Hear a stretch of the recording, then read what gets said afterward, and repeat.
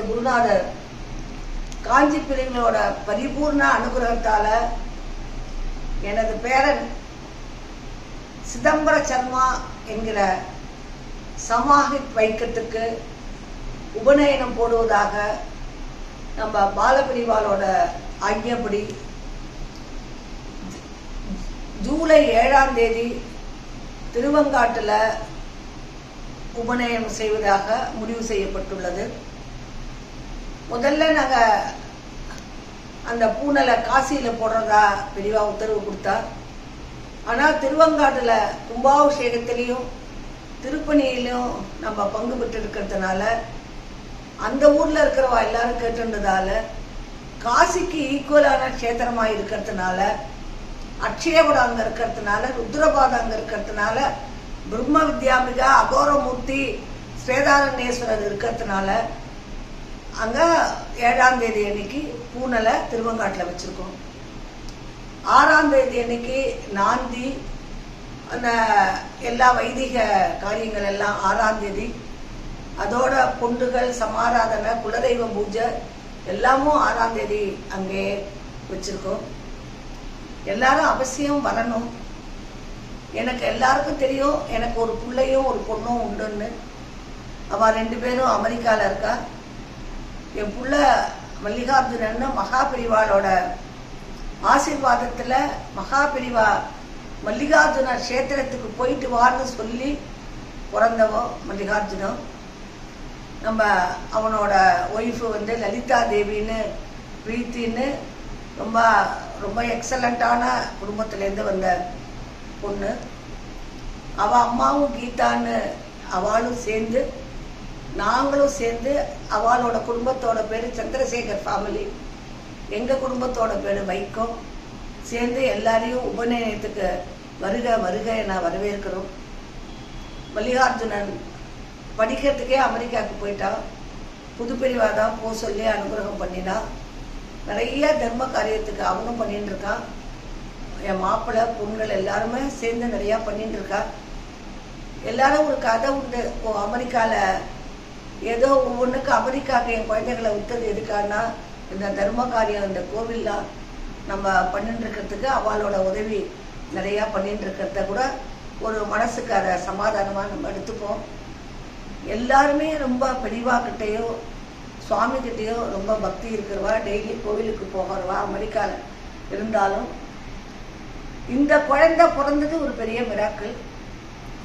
ஒரு நாளைக்கு புதுப்பிரிவாக்கிட்ட போய் இனிமேல் ட்ரஸ்டெல்லாம் அப்பயே நான் வந்து 100 கோவிலுக்கு மேலே கும்பாபிஷேகம் பண்ணிட்டு ஒவ்வொரு கோவிலில் ஒவ்வொரு பிரச்சனை வரப்போது பெரியவாக்கிட்டையுமே இந்த கோவிலில் எனக்கு பின்னால் என்னோட ட்ரஸ்ட்டு எனக்கு பின்னாடி யார் பெரியவா பண்ண போகிறா அதெல்லாம் நான் முடிச்சுக்கலான்னு நினச்சிட்டு இருக்கேன் பெரியவான்னு புதுப்பிரிவாட்ட ஒரு நாளைக்கு பெரியவா ரொம்ப ஆசையாக இருப்பா. புதுப்பிரிவா பேசுகிற போது எதுக்கு நீ கவலைப்படுற, உனக்கு ஒரு பேரன் பிறப்பான், சிவ ஆகமத்தில் தலை சிறந்து வழங்குவான், அவன் நிறைய சத்காரியத்தை நல்லா பண்ணுவான், அதனால் பாட்டியை விட நிறையா கோவில் திருப்பணி பண்ணுவான்னு பெரியவா வாயால் சொன்ன பிறகு இவா யோசிக்க கூட இல்லை. அப்புறம்தான் சமாஹித் பிறந்தான். ஆனால் பெரியவா சொன்ன வாக்குக்கு ஏற்ற மாதிரி சக்தியும் தர்மம் நேர்மையில ரொம்ப ஒரு வார்த்தை கூட போய் பேச மாட்டான். குழந்தையா இருந்தால் கூட ரொம்ப சுவாமிகிட்ட ரொம்ப பக்தியாக இருப்பான். எதா இருந்தாலும் உடனே சாமியை கண்ணை முடிந்து அவனுக்கு தெரிஞ்ச லாங்குவேஜில் வேண்டிப்பான். நான் பெருமைக்காக சொல்லலை, பெரியவா சொல்கிற வார்த்தை எப்படி உண்மையாக இருக்குங்கிறது ஒரு உதாரணத்துக்காக சொல்கிறேன். அதே போல் என்னோட பொண்ணோட பிள்ளைகளும் ரொம்ப பெரியவாள்கிட்ட பக்தி உண்டு. இப்போ வைபவ் வந்து நம்ம பெரியவாளை பார்த்து பெரியவா அவனோட 1 மணி நேரம் தனியாக பேசினது இல்லை, ரொம்ப நாங்கள்லாம் பண்ணின பாக்கியம். அதே போல் மாப்பிள்ளை பற்றி சொல்லவே வேண்டாம். அப்போ அவளுக்கெல்லாம் மடத்தில் தனி இடம் உண்டு. ஏன்னா பெரியவா மனசில் இடம் உண்டு. அவள்கிட்ட அவள் எல்லாருக்கும் பெரியவாக்கிட்ட ரொம்ப பக்தி உண்டு. குறிப்பாக பால பெரியவா நம்ம ஃபேமிலியை அண்டர்டேக் பண்ணியிருக்கிறது நான் பண்ணின பெரிய பெரிய பாக்கியம்.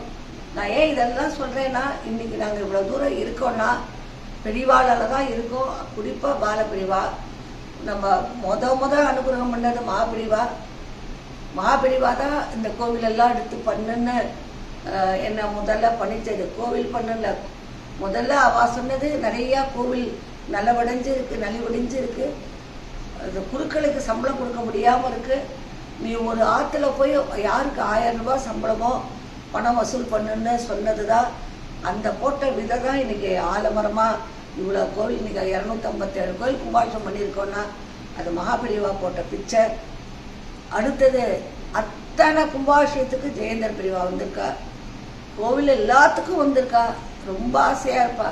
கடைசியாக திருவானைக்காவல் கும்பாபிஷேகத்துக்கு 1 ரூபாய் பணத்தை எடுத்து கொடுத்து, அப்போ அம்பாளுக்கு உன்னோட யோகிதை நான் கேட்குறேன் பெரியவாட்ட, ரொம்ப பெரிய கோவில் ஆச்சே பெரியவா, என்னால் பண்ண முடியுமான்னு கேட்குற போது அம்பாளுக்கு உன் யோகிதை தெரியும், எடுத்து பண்ணுன்னு 1 ரூபாய் காயின் எடுத்து கொடுத்தது. பாலபெரிவா இத்தனை கோவில் பண்ணியிருக்க, திருவானைக்காவல் யோசிக்கலாமான்னு சொல்கிற போது திருவானைக்காவல்லேருந்து பிரசாதம் வந்தது. இதெல்லாம் நான் பண்ணின பெரிய பாக்கியம்னு சொல்லி, ஏன் இதெல்லாம் சொல்கிறேன்னா என் குடும்பத்தை இதை குடும்பத்தை பற்றி தெரிஞ்சுக்கணுங்கிறதுக்காக.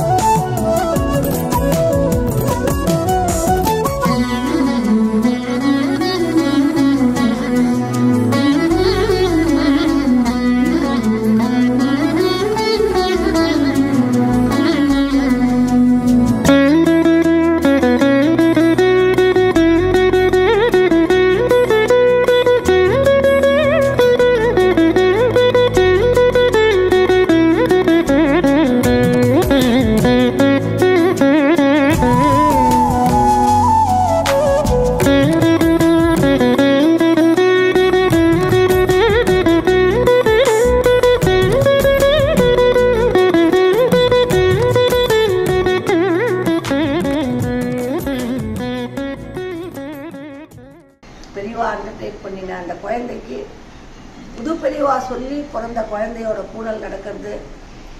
அவள் அம்மாவும் கீதான்னு அவளும் சேர்ந்து நாங்களும் சேர்ந்து அவளோட குடும்பத்தோட பேர் சந்திரசேகர் ஃபேமிலி, எங்கள் குடும்பத்தோட பேர் வைக்கம், சேர்ந்து எல்லாரையும் உபநயனத்துக்கு வருக வருக நான் வரவேற்கிறோம்.